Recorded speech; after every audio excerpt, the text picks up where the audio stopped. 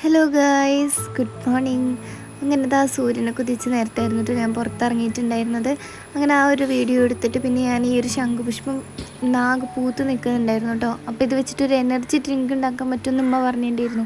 പക്ഷെ ഞാനതൊന്നും വിശ്വസിച്ചിട്ടില്ല കേട്ടോ. അപ്പം നിങ്ങളിലും പലർക്കും ഇത് അറിയുണ്ടാവില്ല, എന്നാൽ ചിലർക്കൊക്കെ ഇതിനെ പറ്റിയിട്ട് നല്ല ധാരണ ഉണ്ടാവും കേട്ടോ. അങ്ങനെ എന്തായാലും ഞാൻ ഇന്നത് ഉണ്ടാക്കാമെന്ന് വിചാരിച്ചു. അങ്ങനെ എന്താ ശംഖുപുഷ്പം ഓരോന്ന് പറിക്കാൻ തുടങ്ങിയിട്ടോ. ഒക്കെ മുകളിലായിരുന്നു കേട്ടോ. എന്നാലും പറിച്ചെടുക്കാനുള്ളിടത്തോളമൊക്കെ ഞാൻ പറിച്ചെടുത്തിട്ടുണ്ടായിരുന്നു. പക്ഷേ ഞാൻ ലാസ്റ്റാണ് പറഞ്ഞത് കുറേ ഒന്നും വേണ്ട, കുറച്ചെണ്ണം എടുത്താൽ മതിയെന്ന്.